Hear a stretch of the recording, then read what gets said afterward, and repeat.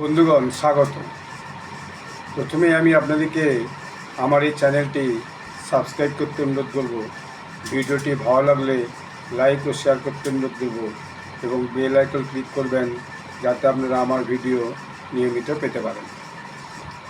দিল্লির রাজনীতিতে আজকে দুটো প্রশ্ন সবচেয়ে বেশি ঘুরপাক খাচ্ছে।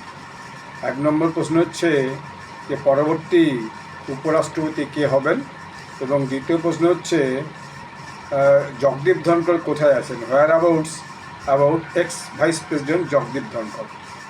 আপনারা জানেন যে ex vice president Jagdeep Dhankhar ji তিনি গত 17ই জুলাই যখন পার্লামেন্ট সেশন শুরু হয় তার ঠিক একদিনের মাথায় রাত্রিবেলা হঠাৎ করে তার শারীরিক অসুস্থতার কথা বলে তিনি উপরাষ্ট্রপতি পদ থেকে পদত্যাগ করেছেন, এবং তারপর থেকে এখন পর্যন্ত তার খুব একটা খোঁজখবর পাওয়া যাচ্ছে না বলে বিভিন্ন মহল থেকে বলা হচ্ছে।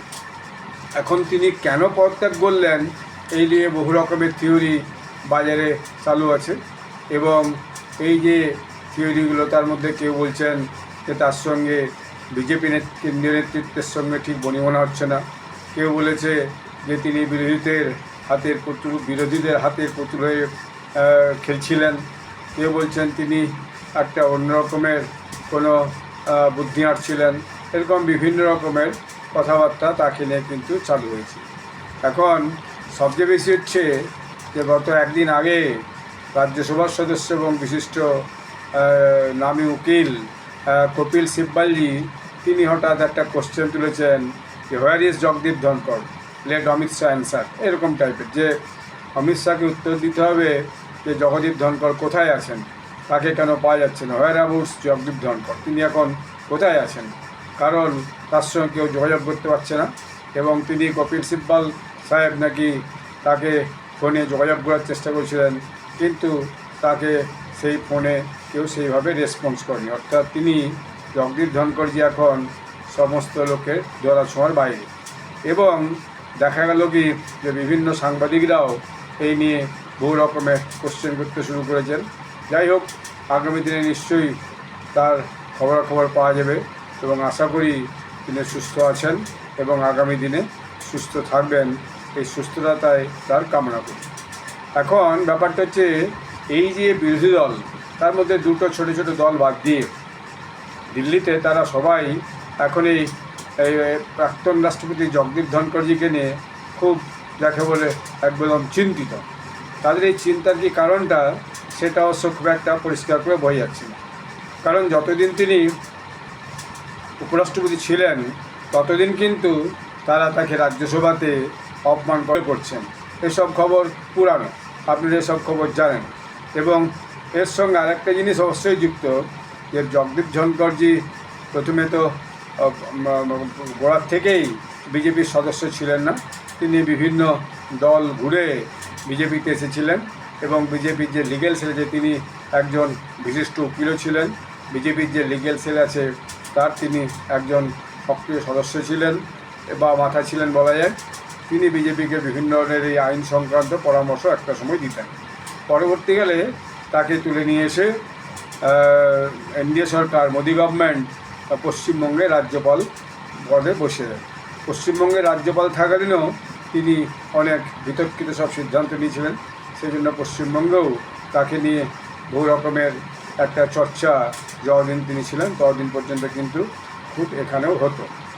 পরবর্তীকালে যাই হোক, তাকে এখান থেকে তুলে নিয়ে গিয়ে উপরাষ্ট্রপতির পদে নরেন্দ্র মোদীজি বসান, বা এনডিএ যে দল যারা এখন ক্ষমতায় আছে সরকার দিল্লিতে, তারা তাকে উপরাষ্ট্রপতি পদে বসান।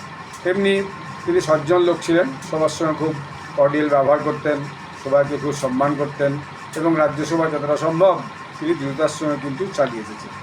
কিন্তু দেখা গেল কি আরেক রাজ্যপাল সত্যপাল মালিক, তিনিও রাজ্যপাল থেকে তাকে 2-3 জায়গা রাজ্যপাল করা ছিল, কাশ্মীর, গোয়া, আরও মণিপুর, বিভিন্ন জায়গায় রাজ্যপাল করা ছিল। তারপর তিনিও রাজ্যপাল পদ থেকে তাকে অব্যাহতি দেওয়া হয়। কিন্তু তারপর দেখা গেল সেই সত্যপাল মালিকজি কী করলেন, তিনি গত হয়েছেন, একজন মৃত মানুষ নিয়ে বেশি সমালোচনার জন্য আমি সমালোচনা করতেও চাই না, কিন্তু দেখা গেছে যে তিনি হচ্ছে যে বিভিন্ন সাংবাদিক দিকে এই এনডিএ সরকার যারা তাকে রাজ্যপাল করেছিল দীর্ঘদিন, এবং তিনিও কিন্তু বিজেপির প্রথম থেকে সক্রিয় সদস্য ছিলেন না বা কোনো আরএসএসের সদস্য ছিলেন না, তার যে সেই এনডিএ সরকারের সমালোচনা করতে শুরু করলেন বিভিন্ন পডকাস্টে, যে বিভিন্ন নিউজ এজেন্সি থেকে। এই যিনি কপিল সিব্বল সাহেব আজ জগদীপ ধনকরের জন্য ভয়ানক চিন্তিত, তাকেও দেখা গেছে যে ওয়ারের হ্যান্ডেলে সত্যপাল মালিকজির যে পডকাস্ট করেছেন। তো তার শুধু তাই নয়, করণ থাপড়ও তার পডকাস্ট করেছেন, এবং অজিত অঞ্জুমও মানে ছোটো একজন ইউটিউবারও তার পডকাস্ট করেছেন তার টিমের সদস্যকে দিয়ে। তো বিষয়টা হচ্ছে, তো সেখানে তিনি সব জায়গাতে অবশ্য তিনি এই যে সরকার তাকে রাজ্যপাল বলেছে তার সমালোচনা করেছেন, তাদের খারাপ দিকগুলোকে তুলে ধরেছেন। সেগুলো আমরা সবাই অনেক দিনের পুরনো ঘটনা, সেগুলো আমরা সবাই শুনেছি। যাই হোক, এখন সবাই যেটা সন্দেহ করছে সেটা হচ্ছে আসলে এনাদের যে এত জগদীপ ধনকরজির প্রতি যে এত দয়াময়, এত চিন্তা, তার মূল কারণটা হচ্ছে যে এরা চাই তাকেও বিভিন্নভাবে একটা সাংবাদিক সম্মেলন নিয়ে এসে বা পডকাস্টে নিয়ে এসে বিভিন্ন নিউজ এজেন্সিকে দিয়ে বিভিন্ন বক্তব্য রাখা এবং বক্তৃতা দেওয়ানো, সেটা যাতে এই এনডিএ সরকার এবং মোদী বিরোধী বক্তব্য হয়। অর্থাৎ এই সমস্ত মানুষ ঘোষিতভাবেই একবারে এই মোদী সরকার বিরোধী, মোদীজি বিরোধী এবং এনডিএ বিরোধী। তো ফলস্বরূপ সেই সুযোগটা তারা এখনও পায়নি। তাদের একটা ভুল হয়েছে যে এখন পর্যন্ত দেখা যাচ্ছে জগদীপ ধনকরজি ইজ নট সত্যপাল মালিক। তার সঙ্গে তার রিজাইন করার পরেই দু একজন বিরোধী দলের ছোটো ছোটো দলের সাংসদরা তার সঙ্গে যোগাযোগ করার চেষ্টা করেছিল, তিনি কিন্তু কাউকেই গুরুত্ব দেননি, এবং এখন পর্যন্ত তিনি কোনো বিরোধী দল নেতার সঙ্গে কিন্তু এখনও দেখা করেননি বা মিট করেননি বা সরকারের পক্ষে বা বিপক্ষে এ পর্যন্ত কোনো বক্তব্য দেননি। তো তার এই যে চুপ করে থাকা, এটাও একটা মানুষের মনে সন্দেহের উদ্যোগ করছে যে হঠাৎ তিনি একবার এরকমভাবে চুপ করে গেলেন কেন। যাই হোক, আগে থেকে তিনি যে এখন ভোকাল নন এবং তিনি যে একেবারে অফ দ্য রেকর্ড চলে গেছেন, অর্থাৎ পর্দার পিছনে চলে গেছেন, সেটা পরিষ্কারই বোঝা যাচ্ছে। কেউ কেউ বলছেন তিনি দিল্লিতেই যে উপরাষ্ট্রপতির ঘর, সেই উপরাষ্ট্রপতির ঘরে আছেন। কেউ কেউ বলছেন না, তাকে আলাদা ঘর দেওয়া হয়েছে, তিনি সেখানে আছেন। কেউ কেউ বলছেন না, স্বরাষ্ট্র দপ্তর এবং অমিত শাহ তাকে গৃহবন্দী করে রেখেছে। কেউ কেউ বলছেন যে না, তিনি তার দেশের গ্রামের বাড়ি, যেটা রাজস্থান থেকে তিনি এসেছিলেন, রাজস্থানে তার বাড়ি, সে রাজস্থানে তিনি ফিরে গেছেন, তার গ্রামের বাড়িতে আছেন।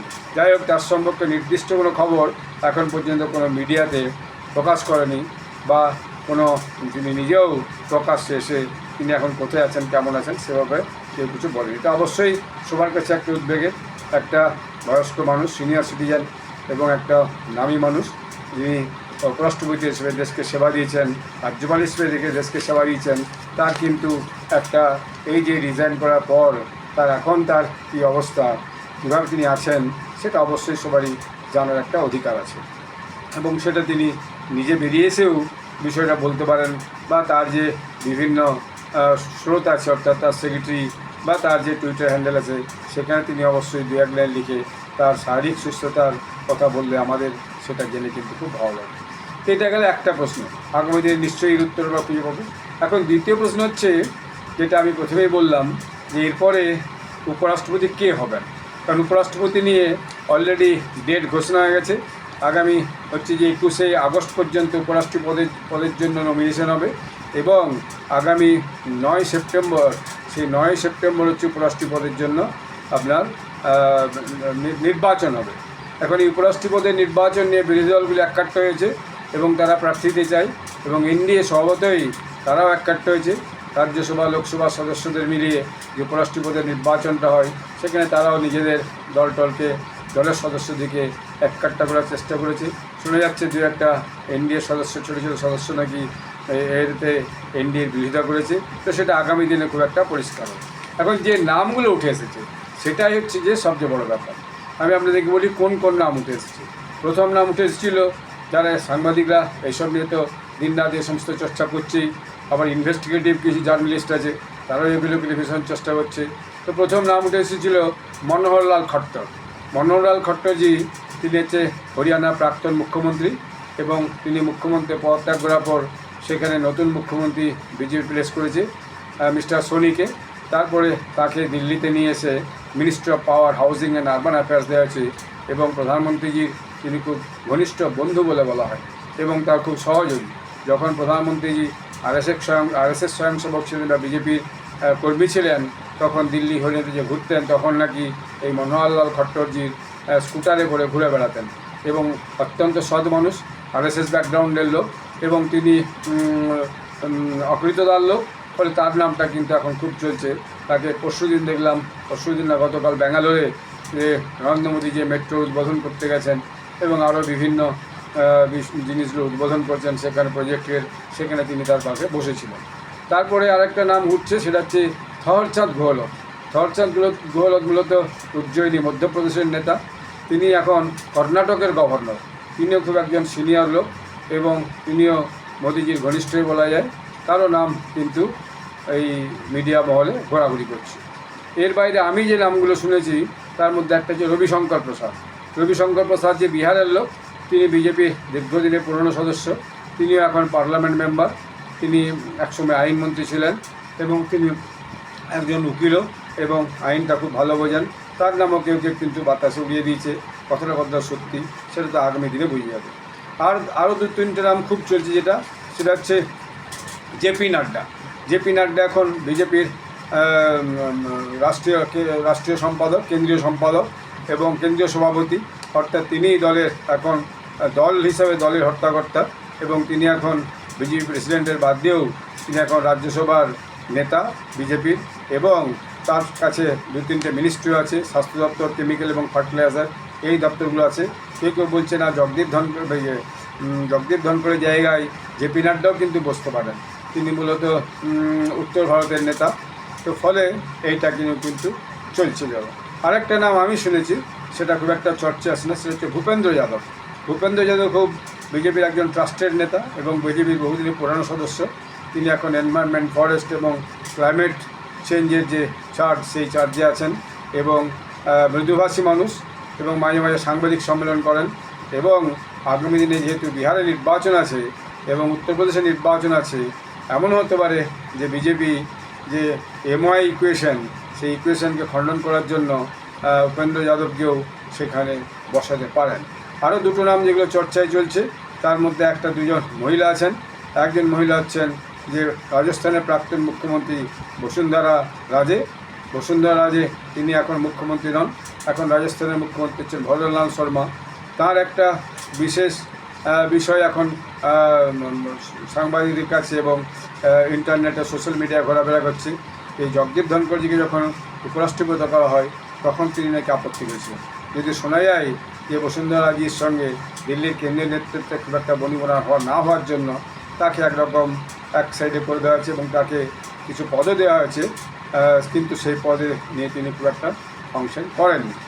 এর বাইরে আরেকটি নাম যেটি চলছে সেটি হচ্ছে বর্তমান অর্থমন্ত্রী নির্মলা সীতারামন। নির্মলা সীতারামন নিয়ে একটা সাংবাদিকরা এখন আলোচনা করছে যে আগামী দিনে এই নির্মলা সীতারামনজিও হতে পারেন উপরাষ্ট্রপতি।